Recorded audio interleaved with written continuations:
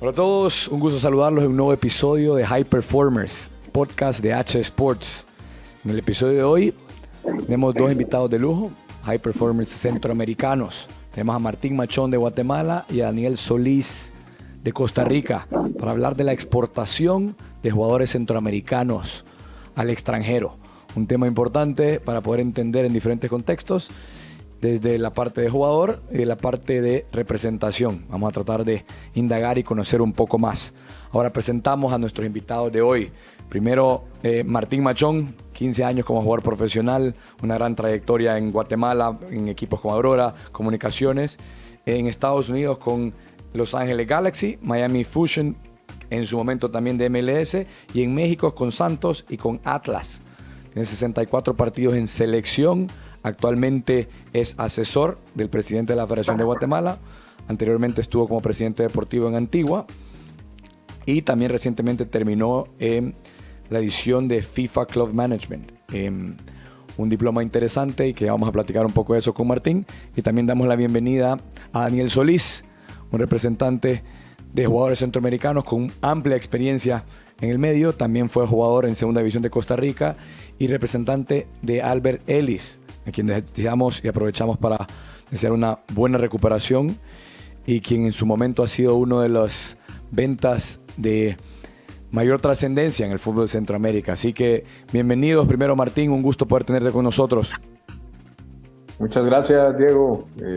Daniel, un gusto saludarlo a la distancia y por supuesto a toda la afición, un fuerte abrazo y contento de que se puedan dar este tipo de charlas, porque nos permite y le permitirá también a la gente conocer un poquito más de lo que a veces se hace tras bambalinas, como diríamos, y que conlleva a la posibilidad de que el jugador o el entrenador o los equipos pues puedan trascender tanto nacionalmente como internacional.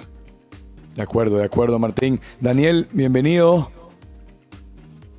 Un saludo a todos, igual a Diego, a Martín y a toda la gente que nos está escuchando. Como dice Martín, es importante tener estos espacios para poder hacerle ver a la gente qué es lo que se necesita en tema futbolístico, fuera del fútbol, porque hay muchas razones por las cuales un jugador llega o no llega.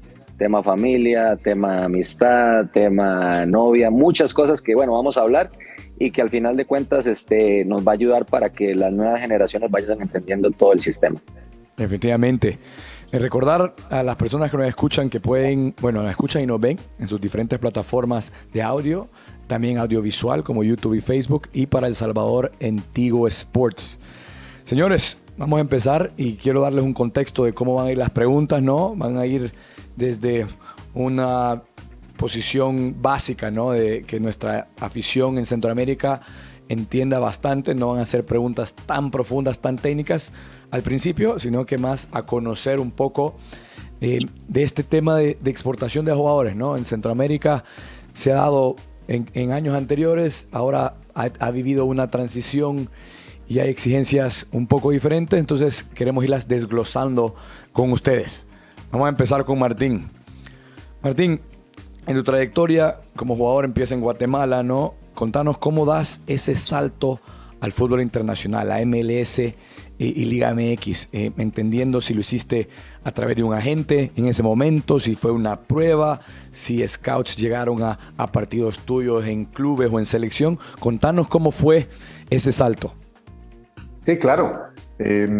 Definitivamente que son bonitos recuerdos, porque Guatemala en su momento, algo que me parece ahora estamos tratando de luchar, es porque más jugadores salgan al extranjero y puedan demostrar su talento.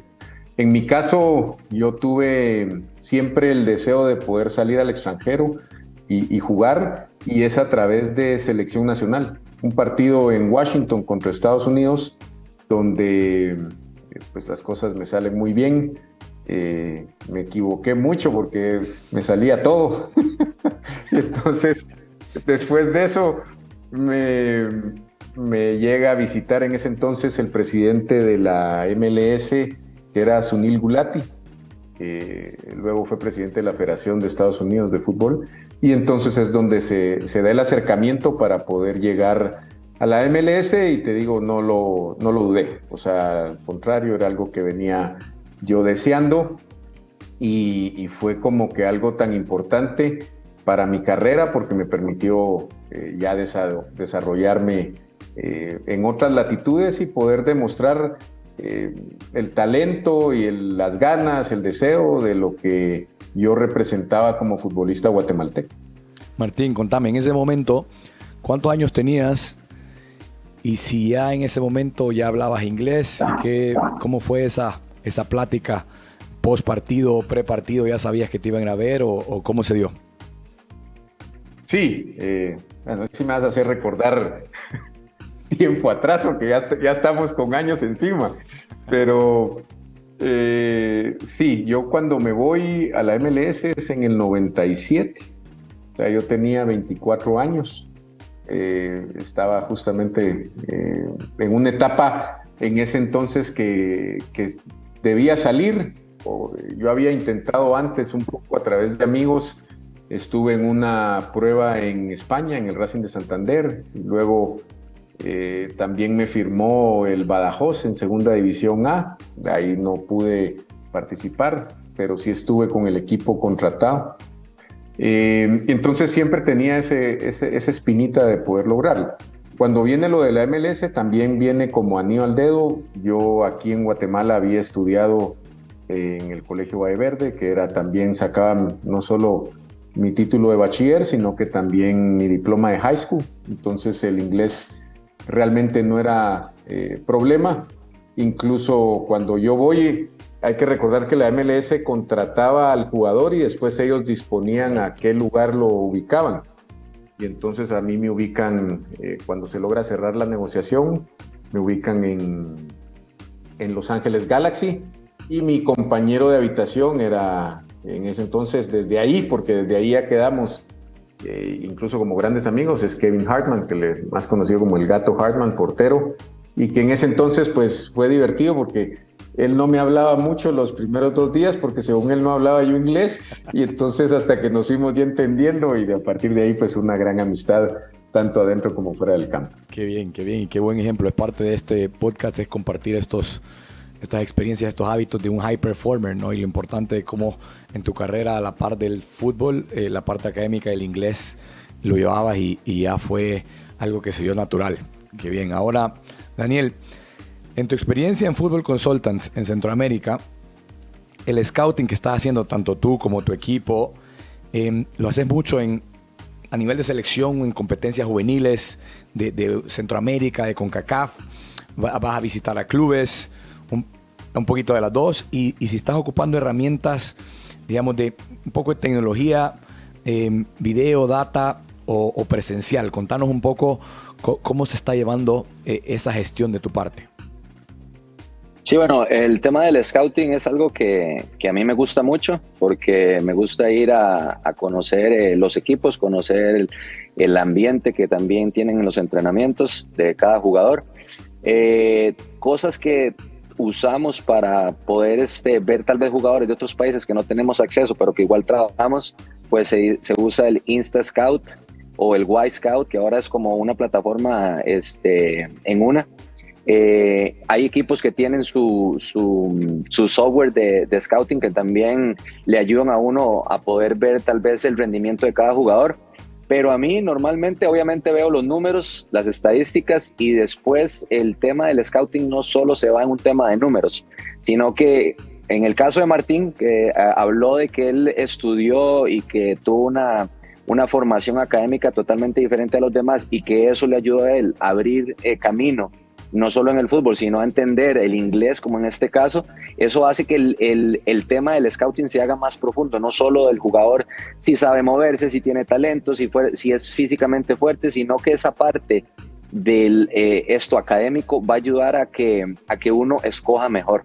El jugador que tiene ese nivel académico mayor a los demás va a tomar mejores decisiones fuera de la cancha, que tiene, yo creo que un porcentaje mayor a lo que se hace dentro de la cancha, porque hemos visto muchos jugadores que son sumamente talentosos, pero salen de las 2 horas de entrenamiento, de las 2 horas del partido, o no sé, pongámosle al partido 1 hora más de anticipación para cambiarse, para hablar con los jugadores y al entrenamiento, y después todas las otras 20 horas que quedan en el día, ¿qué hacen? ¿En qué pierden el tiempo o en qué aprovechan el tiempo? Entonces el scouting se hace más que solo ver al muchacho entrenar o competir, sino que viene más de ver la familia, de ver si estudian, de ver si hablan con usted frente a frente, lo ve a los ojos. Hay muchas cosas que el público tal vez no lo sabe, solo ve al futbolista, pero que al final ese tema del scouting se hace tan detallado, ¿verdad? Y no solo ver al jugador patear el balón. Daniel, eso, qué importante que mencionas esa parte, ¿no? Hay muchos jóvenes que nos ven, escuchan, y entender esa parte académica que tiene que ser un balance, ¿no? Llega momentos en Centroamérica, y que lo conocemos bien nosotros en nuestras vivencias, idiosincrasias en nuestros países, que llegan clubes, equipos a segunda, a primera división, reservas de primera división, a donde a veces el directivo, a veces el entrenador le pide al jugador priorizar los entrenamientos o partidos sobre su educación, ¿no? A veces hasta los horarios de entrenamientos en las mañanas, donde la mayoría de instituciones educativas tienen actividad, digamos, y se encuentra el jugador centroamericano en un dilema, ¿no? Y a veces eso puede limitarlo, pero importante que hables de ese consejo, ¿no? Para poder entender eso desde diferentes puntos, y los jóvenes entender que la parte de la educación tiene que ir a la par. Ahora, vamos con Martín y a ver, con las preguntas que haga cada uno, si alguien quiere sumar a la pregunta del otro, estoy seguro que con la experiencia que tienen ambos puede nutrir aún más la respuesta. Martín, ¿cuáles consideras que son los cambios más importantes desde tu época a la actual en cuanto a la exigencia para el jugador ahora a salir? No hablamos de la MLS en el 97, a la MLS lo que puede ser ahora, ¿no? Hasta de las exigencias que puede haber, hasta las oportunidades que hay ahora, ¿no? MLS Next Pro, MLS Next.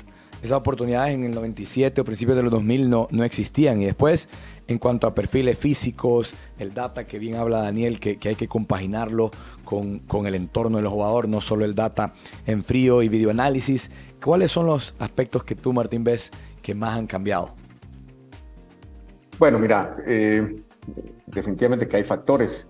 Y yo arrancaría uno primero con la cultura del jugador guatemalteco, que es a través del tiempo, y en mi caso sucedió porque cuando yo voy a Torreón, por ejemplo, algunos comentarios de que por qué iba a un lugar que era un desierto. Aquí en su momento habían hablado con un par de jugadores y no quisieron ir, y entonces es entender realmente que aquí lo que uno va es a jugar fútbol, y uno realmente al lugar donde va la va a pasar muy bien si logra desarrollarse dentro de su carrera y hacer al 100% su trabajo. Y entonces creo que eso ha ido cambiando. Hoy existe una enorme posibilidad de poder salir a otras latitudes. Hoy Guatemala cuenta con un jugador en Rumania, cuenta con un jugador que acaba de llegar a Georgia, que es Orcasantis, Nico Samayoa en Rumania, Nicolas Hagen también, que estuvo en Noruega, un pequeño paso por Israel y que ahora está en la MLS. O sea, empiezan a salir más jugadores porque existen también más oportunidades. Y creo que algo es importante también destacar, y lo mencionaba Daniel, y va de la mano con lo que son las redes sociales. Creo que las redes sociales, como a muchos puede perjudicar, a muchos puede ayudar también muchísimo a poder conocer más a la persona, al jugador, cómo es fuera del campo, qué es lo que hace, que ahora es algo que es muy importante. El fútbol ha cambiado definitivamente y ha venido volviéndose un deporte mucho más físico, y donde es importante también poder entender cómo se cuida el jugador, no solo en el entreno, en las concentraciones, sino que también fuera de ellos. Y eso es algo que aquí en Guatemala se debe seguir mejorando, los clubes deben de irlo entendiendo, pero sobre todo el jugador debe de hacer su esfuerzo. Yo a los jugadores que he tenido la oportunidad de platicarles, les digo siempre que uno tiene que dar la mía extra. Al final, aquí no somos ni Cristiano ni Messi, y entonces hay que trabajar fuerte para poder buscar esas oportunidades, y entonces es lo que tenemos que nosotros trabajar, y ellos esforzarse al máximo, y que entender que esto no es solo 2 horas el día, esto es de un trabajo de 24 horas que les va a permitir trascender y desarrollarse. Mira, ahí quiero unir un poco respuestas de ambos en las preguntas que hemos hecho, ¿no? Lo han resaltado, no es solo 2 horas, no es solo el entreno diario. No sé, Martín, en tu momento en el Galaxy en México, ¿qué tanto enfoque había a esas horas post, tanto del club o de tu parte personal, de entrenarte un poco extra, a lo que Daniel está viviendo ahora con jugadores que representás y que ahora se manejan preparadores físicos personales? Ahora el club pone a disposición espacios, tiempos para que el jugador tenga preentreno, una sesión de fisio, de gimnasio. ¿Qué tanto había en ese momento, Martín, a diferencia de lo que hay ahora a disposición? Mira, te pongo 2 ejemplos claros que me pasaron a mí. Cuando yo voy a España y justo hago pruebas médicas y físicas con el Badajoz, el comentario es precisamente que yo estoy años atrás con la parte física que tenían ya los jugadores en España. Y eso realmente me hace cambiar el chip. Y cuando yo llego a la MLS, me topo con una liga que es primero el atleta y después el jugador. Y entonces yo me sorprendo porque de repente después de los entrenos, en la noche, de repente empiezo a ir al gimnasio, que era algo que en Guatemala en ese entonces no había mucho, no existía mucho. Y la casualidad que sin ponernos de acuerdo, te topabas con 8 o 10 jugadores en el gimnasio, 8 o 9 de la noche, entrenando, y al día siguiente teníamos entreno. Entonces eso me fue haciendo comprender que tenía que hacer trabajo extra. A mí me tocó aprenderlo tal vez a prueba y error, si lo querés ver así, o yo irlo comprendiendo. Hoy el jugador tiene esa posibilidad de que tenés a gente ya que lo ha vivido y que te va transmitiendo el mensaje que ellos deben comprenderlo. Y por eso yo te diría, y Daniel creo que en eso podrá agregar más, que de los jugadores que él representa o que ha sacado, yo te diría que el 99% de los jugadores hacen trabajo extra y ellos entienden ese concepto. Y entonces eso permite que ellos puedan salir, trascender, porque al final, lógicamente, también económicamente estar mejor, porque es una realidad, pero también al final el atleta de alto rendimiento busca competir, busca ganar, y a través de ese esfuerzo, ese trabajo, le permite lograrlo. No, excelente. Daniel, de tu lado, desde tu ángulo, jugadores que representás o recomendaciones que poder dar a jóvenes centroamericanos, ¿no? Sí, claro. ¿Es algo que están tomando ellos por su lado, o que tú, cuando vas a acercarte a alguien, puedas recomendar ya un plan o un preparador físico, un nutricionista, la parte psicológica o de coaching? ¿Cómo lo complementas eso como representante? Sí, claro. Primero les voy a contar una experiencia, ¿verdad? Como la que contaba Martín sobre lo que le pasó en España, de que él estaba tal vez un poco atrás en la parte física. Una experiencia muy bonita que pasó como en el 2018, una cosa así. Había un jugador hondureño. Ustedes saben que el biotipo del jugador hondureño es diferente al costarricense y al guatemalteco. Son más físicos, muscularmente están dotados, son más veloces, y en un premundial que hubo en Costa Rica habíamos traído a varios scouts. Entre uno de esos estaba el de Liverpool, un argentino que se llama Fernando, y estaba uno de Bélgica, del Ghent, y les gustó un jugador que no voy a decir el nombre porque después se siente ahí medio mal, ¿verdad? Con la experiencia, porque la experiencia es bonita porque uno entiende, digamos, situaciones para trabajar los demás, pero en ese momento tal vez el jugador no se sentía preparado, creyendo que sí estaba preparado, como lo que creía en ese momento Martín. Decía, puña, después necesito trabajar más mi parte física, que no lo hacía. En este caso, el jugador fue a una pasantía no mentira, no era el Gent de Bélgica, era el Brujas de Bélgica. Al Brujas de Bélgica, él es un jugador potente, alto, fuerte, rápido. En ese momento era 2 años menor de la categoría, entonces aún así llamaba más la atención, ¿verdad? Porque era menor. Vamos a Bélgica y resulta que las primeras pruebas que él empieza a hacer son puras cosas técnicas como de escuela de fútbol. Véalo, que le dan la bola a la izquierda y a la derecha, recepcione, oriente, cosas muy, muy sencillas que a esa edad debería de tenerlas ya como concepto dominado. El jugador era muy fuerte, muy grande, pero empiezan a hacer esos ejercicios mínimos de técnica porque el fútbol belga es muy técnico y yo me tapaba los ojos, ¿verdad? Decía, pues puña, qué complicado cuando creemos que todo también es solo físico. Aunque el fútbol se ha hecho muy físico, viene esa parte técnica que hace falta y que tal vez en otros mercados no se trabaja porque creen que solo la parte física va a funcionar. Después fuimos al Liverpool. La cosa mejoró porque el fútbol inglés es un poco más de contacto. Sin embargo, pasó lo mismo con la parte técnica. Entonces, lo que nos dimos cuenta era que sí, que el jugador tal vez cuando es muy físico, es muy atlético, no nos estamos dando cuenta de lo que le hace falta, que es la técnica. Y a veces cuando un jugador es muy técnico, muy hábil, muy inteligente, no le estamos sumando la parte física. Entonces, creo que cuando nosotros empezamos a entender esas situaciones, pues hemos ido donde los papás, les hacemos a entender de que el jugador tiene que ser más completo, de que tiene que prepararse mejor, de que tiene que hacer trabajos de prevención, de velocidad, de cambios de dirección, de técnica, después aprender inglés, porque a veces vienes y le preguntas a los papás dónde quiere que juegue el hijo, quiere jugar en Inglaterra, y ¿sabe hablar inglés? No sé hablar inglés. Entonces, ¿los tienes en algún curso? No está en inglés. Entonces, son cosas que tal vez lo ves arriba, pero para llegar arriba tenés que escalar varios escalones para entender cómo llegar ahí.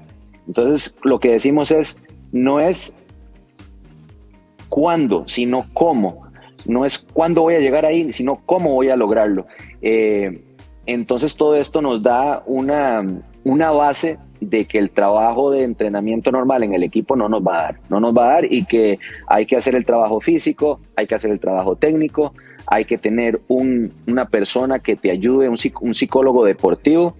Y de último, nosotros como agentes, pues intentamos buscar esos mercados que se le van a facilitar al jugador tener una mejor carrera. Creo que me alargué, pero por ahí va el tema, bien, ¿verdad? Bien. Buenos insumos, la verdad, y también importante hablar de esa parte ahora, bueno, no ahora, ya hace unos años atrás, ¿no? La parte de tecnificación o de trabajo un poco personalizado, en definición, en juego aéreo, en el perfil menos hábil, en controles orientados, se ve mucho, ¿no? Y a veces los clubes lo dejan pasar por alto. Estoy hablando de clubes o equipos centroamericanos, donde vemos un jugador talentoso, joven de Centroamérica, de 16 a 19 años, y la parte física, bueno, la tiene o le hace falta, o la parte técnica necesita mejorarla, pero no se hace mucho para ello. Pero bueno, Daniel, ahora... Esta era la pregunta para los dos, pero Daniel, en tu relación con clubes extranjeros, ¿no? Puede ser MLS, puede ser México, tal cual está diciendo Europa, Brujas, Liverpool. Contanos un poco esa relación desde tu posición como representante. ¿Cuáles son las variables que estos clubes, las variables principales, ¿no? que buscan y piden un jugador? Y si esta relación con ellos, tú la ves más directa con un directivo, con un director deportivo o con un cuerpo técnico para decir que están buscando a un extremo, están buscando a un lateral, un central. ¿Cómo te llega esa comunicación para que la afición en general entienda cómo funciona, ¿no? este mundo? Bueno, el primer punto sería el networking que uno tiene, ¿verdad? Hay que trabajarlo también a como el jugador tiene que trabajar su parte de tecnificación y preparación. Uno como agente y representante, pues lo que tiene que hacer es hacer el networking para tener buenos contactos. Hay clubes, obvio, que uno tiene tal vez llegar al gerente o llegar al dueño. Hay clubes en los que llegas al chief scout. Entonces ahí va dependiendo de cada mercado, por así decirlo. Pero gracias a Dios nosotros por estos 15 años que tenemos trabajando, pues tenemos una llegada muy directa a los clubes. En MLS te puedo decir que estamos un 99%, 98% con todos los clubes, con los decision makers, como le decimos, ¿verdad? En México, bueno, una de las experiencias bonitas fue tener a Albert Ellis en el Monterrey, pero para llegar al Monterrey hubieron muchas cosas antes para poder llegar ahí. Torneos en México, torneos en Sudamérica, donde uno empieza a conocer más gente, donde empieza a conversar sobre fútbol, porque al final también en el mundo del fútbol, y Martín está ahí de testigo, que cuando uno llega a torneos empieza a conocer a la gente, va a cenar, empieza a hablar de fútbol, y ahí es donde empieza, digamos, el networking para poder buscar la mejor opción para un jugador. Después de eso, obviamente, viene el intercambio de contactos, el intercambio de opiniones, y ahí es donde empieza a decir uno, ok, como este jugador que fue al principio, tal vez nosotros creíamos que estaba preparado para el Brujas, pero técnicamente no estaba preparado, físicamente tal vez sí, pero esa parte le iba a perjudicar todo esto.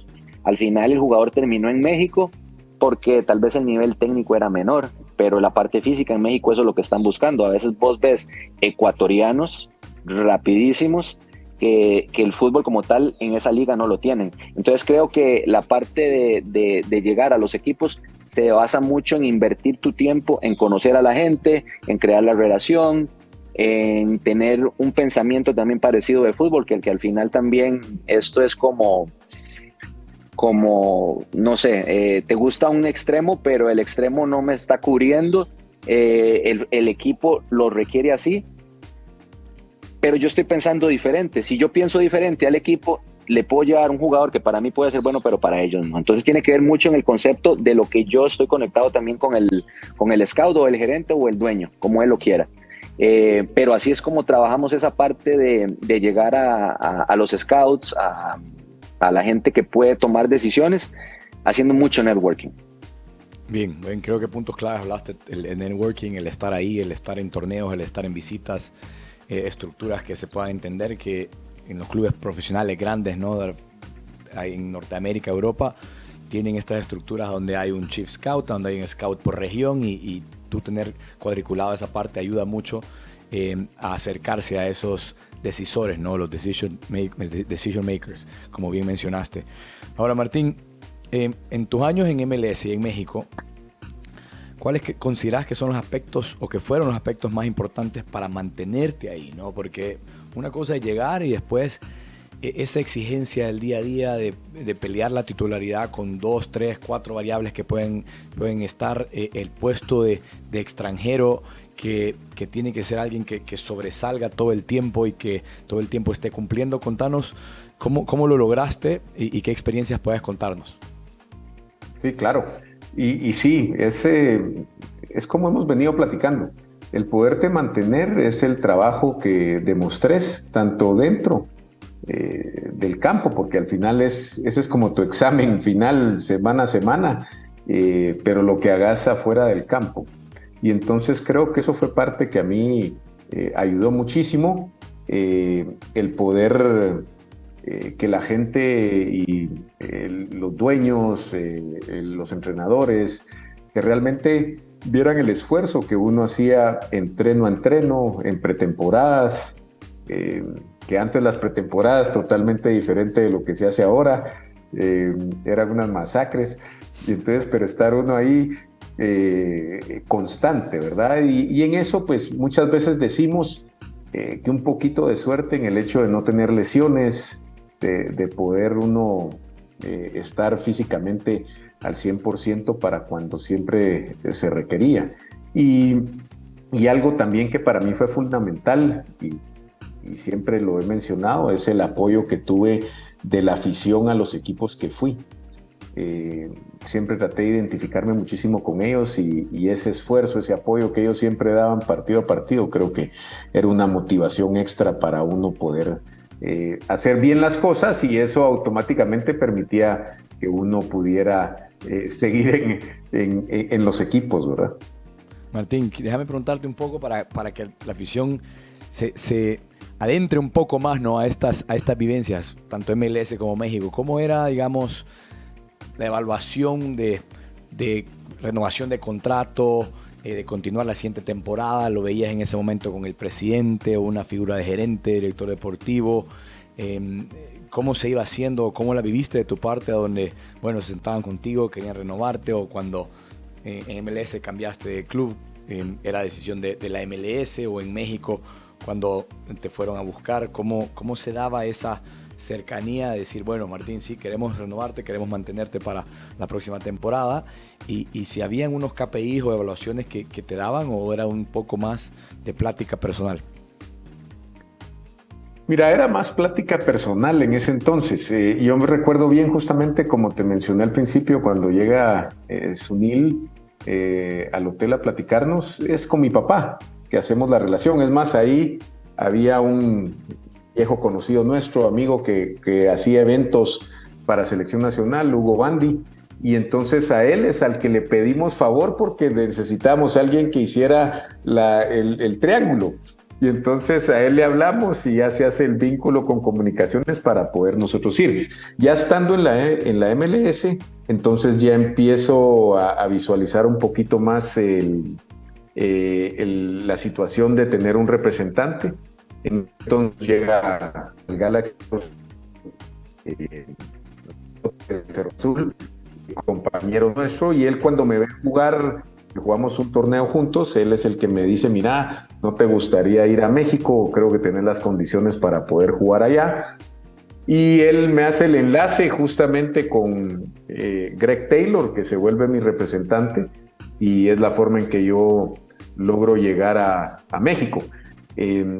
Entonces sí, al final, sí es para un jugador muy importante poder tener a una persona que lo represente, que también al final toca, y Daniel lo dirá, también aconsejar, ir guiándolos, porque esto del fútbol cambia constantemente.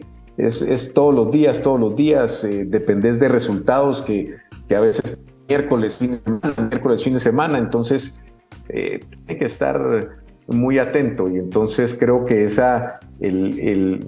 el representante, como le llamar, es importante en el seguimiento del jugador para que siempre lo mantenga enfocado, y eso fue lo que a mí me ayudó para poder mantenerme en estas ligas que han subido tremendamente su nivel. La MLS ha sido impresionante cómo va y hacia dónde quiere llegar, ¿no? De acuerdo, y lo vamos también a tocar con Daniel, lo importante también de esa figura de agente ahora, no solo como alguien que te represente per se, sino que también pueda guiarte, pueda asesorarte en temas deportivos, personales, y guiarte en tu carrera.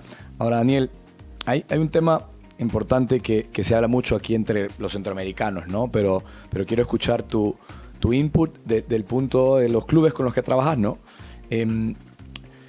¿Qué ligas centroamericanas son las más relevantes para estos clubes extranjeros, ¿no? Y lo importante que el jugador, además de que esté en una liga competitiva, digamos, en Centroamérica, que sea parte de selección, qué tan importante es.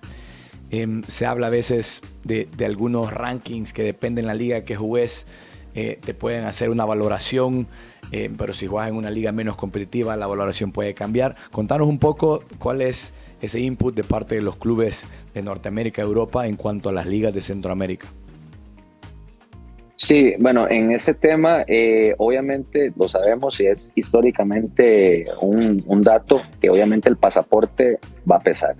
No es lo mismo que te estén, no sé, tener dos en Galaxy, que estuvo Martín ahí, ahora la MLS ha cambiado mucho, el centroamericano era muy parecido.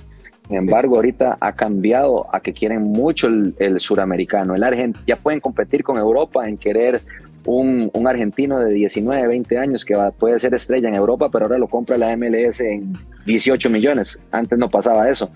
El mercado ha cambiado mucho, como dice Martín, desde ese momento hasta ahora.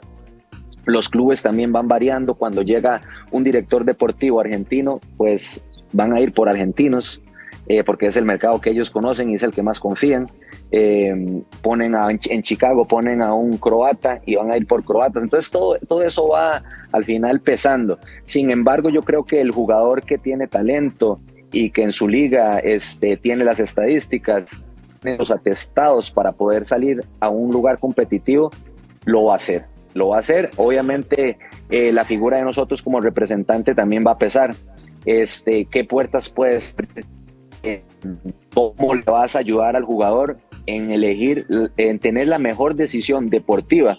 Porque al final esto, y lo digo porque yo sí empecé en esto, porque a mí me gusta guiar a la familia, al jugador, sobre una decisión deportiva. Lo demás económico pues va a venir. No podemos pretender que en el primer contrato del jugador él vaya a ser millonario por ir a una liga que no es competitiva, que es una liga exótica, por así decirle. Si el jugador tiene el potencial para ir a Europa primero, pues vamos a intentar hacer ese salto ahí. Obviamente durante el recorrido pueden haber muchos cambios, y se los explico, digamos, con un caso especial como fue Albert Ellis. Albert Ellis es un jugador que siempre tuvimos potenciado para ir a Europa, y al final terminó yendo a México, pero a un club como Monterrey, un club que en toda Latinoamérica es el club que económicamente es más fuerte, tenía una estructura deportiva muy buena, y aparte la oferta económica era muy buena. Pues también hay que valorar todo eso, ¿verdad? Pero creo que la decisión deportiva siempre va a ser la más importante. Y después el respaldo económico pues va a venir, de acuerdo a tu rendimiento, porque al final de cuentas todos los deportes es rendimiento. Pero volviendo como a la pregunta original, ¿qué es lo que buscan? Eso va a depender de cada liga. Como explicaba antes, hay ligas que son más físicas, hay ligas que son más técnicas, y ahí es donde uno tiene que decir, ok,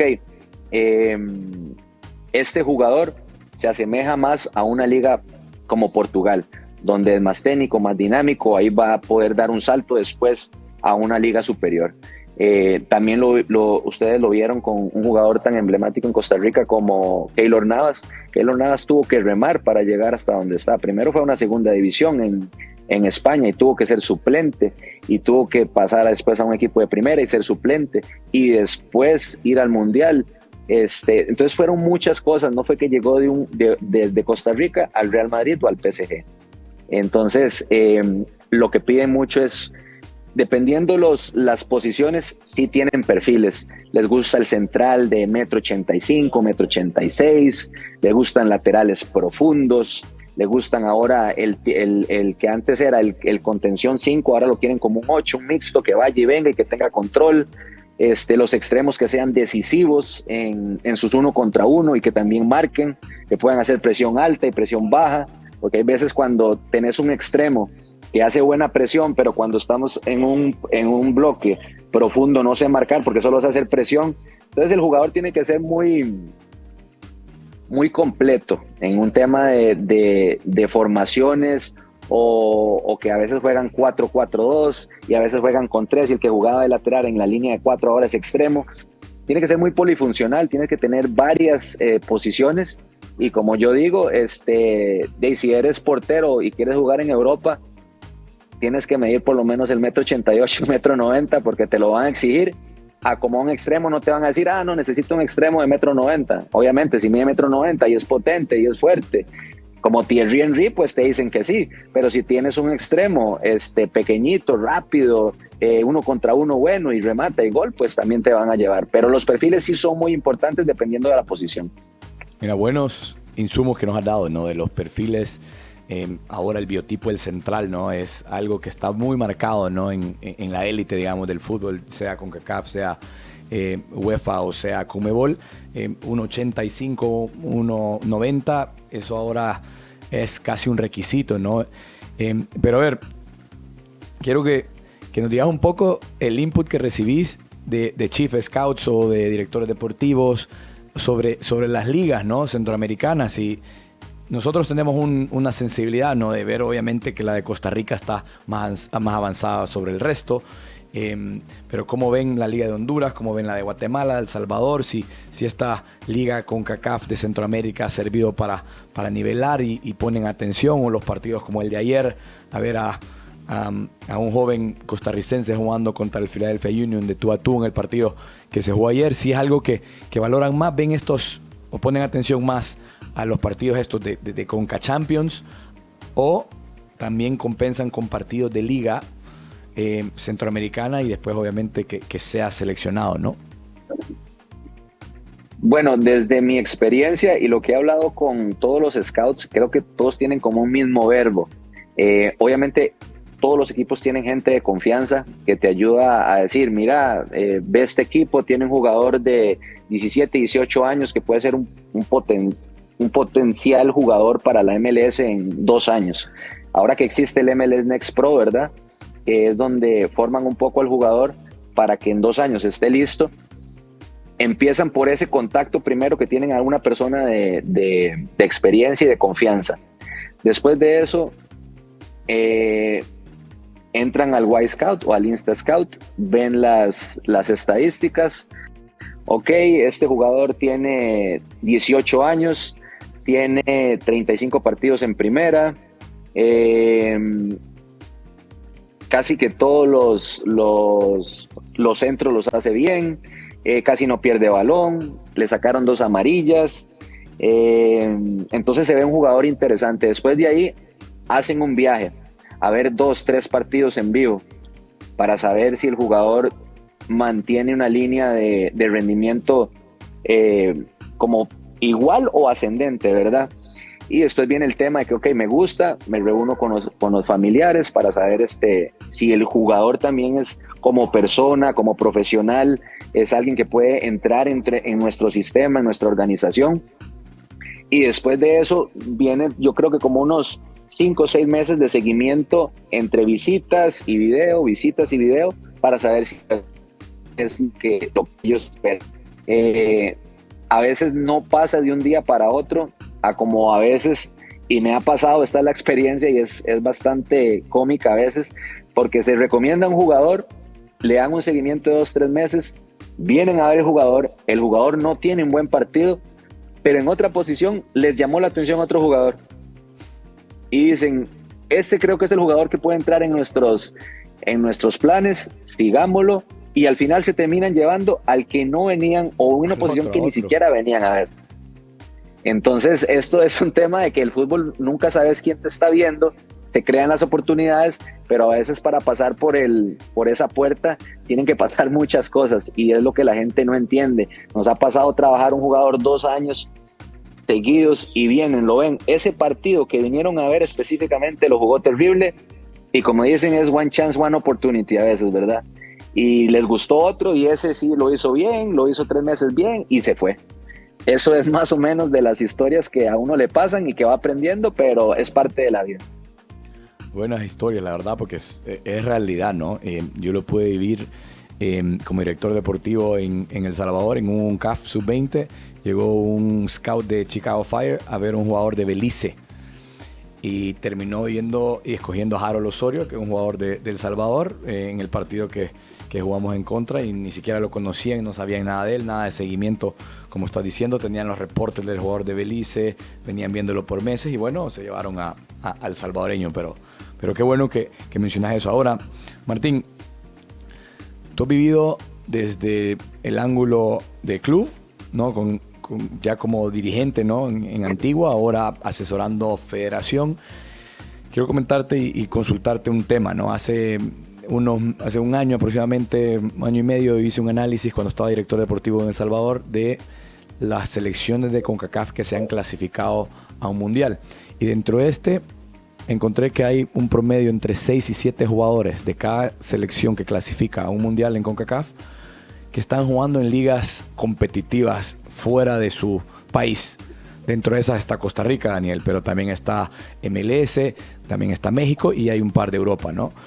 Una selección que no tenga estos 6-7 jugadores en ligas extranjeras, por ejemplo, jugando fuera de Guatemala, fuera de El Salvador, fuera de Honduras, es difícil que pueda clasificar. Ahora, para Guatemala, en este proceso 2026, ¿Cómo está el contexto de los clubes guatemaltecos en cuanto a vender jugadores o cederlos a préstamo o tratar de retenerlos por ganar un campeonato, con la visión de la federación de que le importa mucho que salgan, ¿no? Que porque para tanto 2026, que es una gran oportunidad, como para hacia adelante, lo importante es que estos jugadores salgan, ¿no? ¿Cómo encontrar ese equilibrio y cómo estás ahora trabajando en la federación? ¿Cómo te acercas a los clubes y cómo los clubes están percibiendo esta parte importante, no solo de percibir económicamente algo en el momento, sino que hacia el futuro quedarse con un porcentaje del jugador y que puede ser vendido más adelante por más?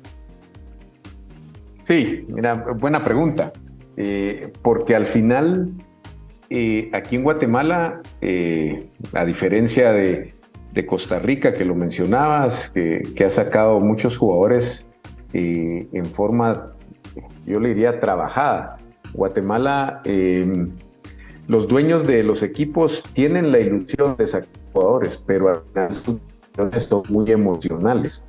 Entonces, en ese aspecto, a veces piensan más en ganar el campeonato local que en tal vez tratar de ceder a algún jugador, o entender que para nosotros volvernos una liga que saque jugadores, primero hay que hacer un trabajo de formación.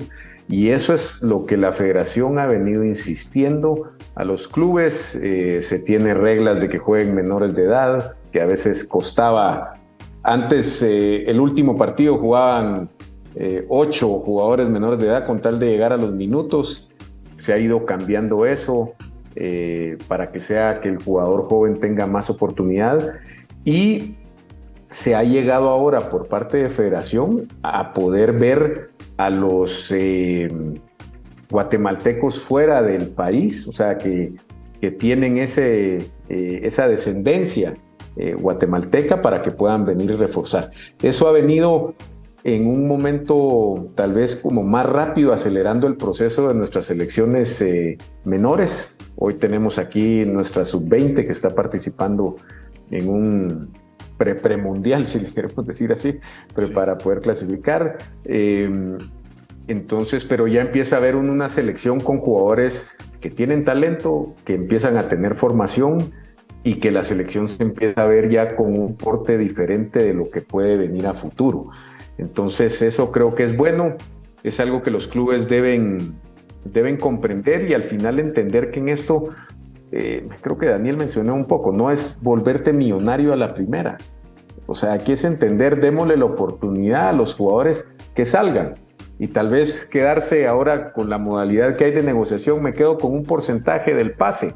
Y entonces, si el jugador pega en esa venta, ahí voy a tener fondos, y que esos fondos empiecen a ser más recurrentes, y eso nos va a permitir a nosotros tener unas mejores ligas de fuerzas básicas, ir creciendo, arreglar nuestras canchas, todo ese proceso, que son cosas a veces que al jugador guatemalteco lo perjudica a la hora de salir a torneos internacionales. Pero creo que ese es el éxito que nosotros vamos a tener, y que tanto el profesor Tena, que ha venido con selección mayor, y demás cuerpo técnico, están buscando ese jugador que ya está un poco más formado, si lo queremos ver así, a más temprana edad, para que nos puedan apoyar. Y hoy tenemos jugadores como más desarrollado su talento, y que contribuyan a que el resto de jugadores se acuerpen en ellos y podamos ser más competitivos, porque al final también esto es cierto, los clubes también buscan ganadores, y eso es clave. Entonces Guatemala tiene que demostrar, y en esta oportunidad es clara la posibilidad de poder clasificar a un mundial, que increíblemente, lo he dicho yo, Guatemala no ha ido a un mundial mayor, cuando es algo que ya deberíamos de haber logrado. De acuerdo, buenos puntos, y definitivamente que esta va a ser la oportunidad para CONCACAF, no solo Guatemala, El Salvador, Costa Rica, única, ¿no? No vamos a volver a tener un mundial con estas probabilidades y con este formato. Ahora, Daniel, siguiendo un poco con esa pregunta de Martín, en el lado tuyo, te toca gestionar con directivos que de repente cuesta mucho que entiendan esa visión o la oportunidad de vender a un jugador y quieren más retenerlo por ganar el domingo, por ganar el torneo local de este semestre y no ver hacia adelante como, o verse como un club exportador. ¿Te pasa mucho eso en Centroamérica? Sí, bueno, uno también debe ver el lado y ponerse del lado también del club, porque al final los clubes también invierten mucho. Digamos, en Costa Rica, vos ves a Alajuelense con un centro de alto rendimiento impresionante. Uno entiende que al final de cuentas el fútbol es un negocio y ellos quieren ver una retribución a la inversión que están haciendo. Entonces ponen un precio base. Si usted ve Saprissa y Herediano está construyendo un estadio nuevo y Saprissa hizo un centro de alto rendimiento también. Entonces por ahí lidiar tal vez con los equipos grandes es un poco más complicado por el tema de la inversión tan grande que ellos hacen. Uno entiende ese lado, pero uno como agente, pues, o representante o asesor del jugador, pues uno lo que quiere es que la parte deportiva calce con lo que está pasando, ¿verdad? Me pasa en Honduras también con Olimpia, con Motagua, que son equipos muy grandes y que también tienen una inversión diferente a los demás. Pero también les doy ejemplos. Hay equipos en los cuales tal vez la inversión no es tan grande porque el equipo es de media tabla para abajo, pero también tienen talentos. Entonces ahí viene el tema también del scouting. Usted tiene que aprender a hacer un scouting inteligente y ver dónde hay jugadores que te pueden servir para que puedan salir antes y no tener un precio tan elevado como un jugador. Te pongo Manfred Ugalde de Saprissa, que ahora se vendió en, creo que fueron 14 millones al Sparta de Moscú. En un momento ellos apostaron por él, lo vendieron en un buen precio, se dejaron un porcentaje. Después fue al equipo de Holanda, que ahorita se me da el nombre, y ahora está en Esparta. Fue una apuesta grande sobre un muchacho que tenía 16, 17 años y dio frutos. Pero también he visto donde apuestan por otro y que al final no pasa nada. Y al final tal vez ese jugador tuvo la oportunidad de salir a un precio menor, pero por querer tener un valor base de 1 millón, porque ese es el valor base, es de 1 millón, no se pudo ir y se entró la liga del jugador. Entonces yo creo que hay que en el equipo como tal, porque yo no soy el dueño del equipo, deben entender tal vez que en algunas partes puedo ser más flexibles que en otras, ¿verdad? Pero te doy un ejemplo. En Costa Rica tuve la oportunidad de sacar 2 jugadores de un equipo de segunda división y ahora están en MLS Next Pro. Uno de esos jugadores del MLS Next Pro fue comprado del ahora está en el primer equipo, está en Kansas City. Entonces el camino fue el correcto. Tal vez creyendo que venía una segunda división de Costa Rica no iban a encontrar ese biotipo que necesitaban, pero sí se encontró. Entonces yo creo que ese lado, en este lado me pongo como el representante, tengo que hacer un scouting mayor para llegar a los talentos que tal vez los equipos no llegan. Y obviamente a la pregunta original es que sí cuesta mucho el tema de ponerse de acuerdo entre la familia, entre el jugador, entre el que compra y entre el que vende. Y llegar a ese punto para que todo el mundo esté contento. Exactamente. Pero es bonito. Variables, ¿no? Esa ecuación, exacto. Pero al final de cuentas, como te digo, es encontrarle el punto para que todo el mundo esté contento. Les cuento que estuve en Guatemala hace unas semanas, creo que en noviembre, diciembre. Y hay un jugador que voy a llevar una pasantía en los próximos meses. No les puedo decir el nombre todavía, bien, pero ahí van a ver. Qué bueno, qué bueno. Es buena noticia. A formar selecciones. Bueno, y sumándole un poquito a la consulta de todo esto, ustedes ven a Panamá, la liga, tal vez ahora están llegando hasta mucho panameño a Costa Rica, mucho panameño a Guatemala, mucho panameño a Honduras, porque están jugando muy bien. Pero el punto es que ellos, a los 18 y 19, el que es bueno, lo están dejando salir. Con esta misma estructura, nos dejamos porcentajes y salgan. Pero ahora ustedes ven, la selección de Panamá tiene más roce internacional. Y eso fue lo que le pasó a Costa Rica en el 2014. Tenía muchos jugadores afuera. Tal vez no todos en España, Francia, Italia, pero estaban en Noruega, estaban en Portugal, Dinamarca, estaban en Grecia, y eso hace que suba. Entonces creo que eso ya es un tema más nacional, un tema más federación, en tratar de ayudar en esas partes. Mira, buenos puntos, y me gustó cómo separaste también clubes grandes y clubes que realmente invierten. El mes pasado estuve en Alajuelense, estuve en el CAR, estuve unos días ahí en un foro con ellos y la verdad que el trabajo que hacen es espectacular en todo sentido, ¿no? Y así Saprissa, así Olimpia, así Motagua.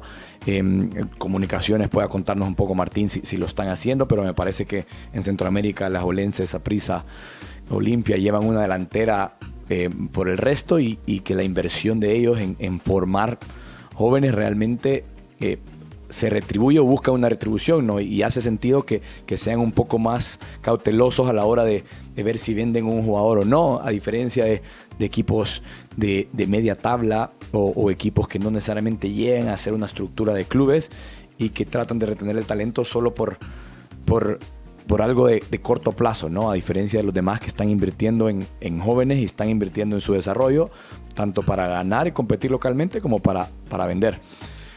Ahora, última pregunta. Esta es para los dos. Esta es una pregunta que hacemos a todos los invitados, siempre para compartir con nuestra audiencia.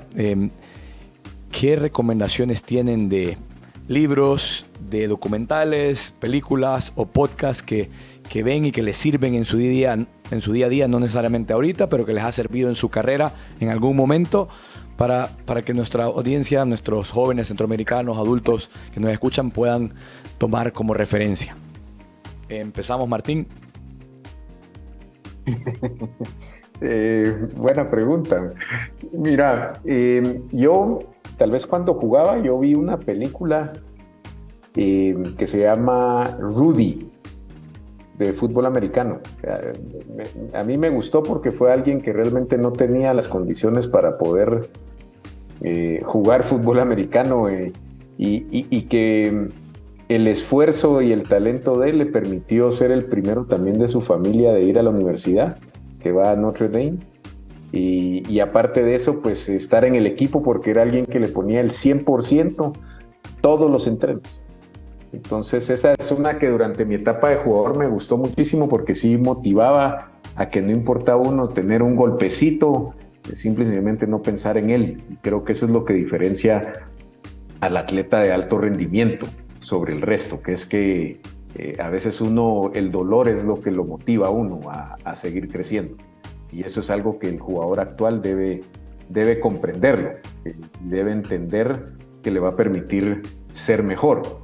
Y ahora te recomendaría yo hay una serie, un documental en Netflix que se llama, es de los Florida Gators, Swamp Kings.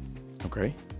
Me parece espectacular porque uno sabe cómo son las universidades en Estados Unidos, la fiesta, todo ese tema, y el entrenador se encarga incluso en un momento de llevarlos al gimnasio a entrenar a medianoche.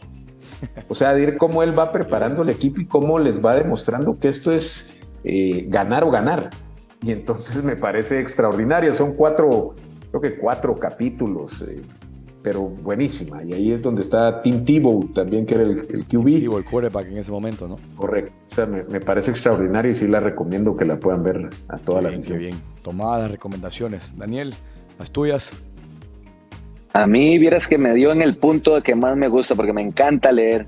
Y de casualidad, aquí en mi oficina tengo este libro que se llama Can't Hurt Me, que es de un muchacho que estuvo en la Marina, pero llegó con un sobrepeso increíble y todo el mundo se burlaba de él, y le hizo, creo que si no me equivoco, 2 o 3 veces intentar llegar a la Marina, y siempre seguían las burlas, hasta que logró entrar y ser de los mejores con medallas de honor y todo el asunto.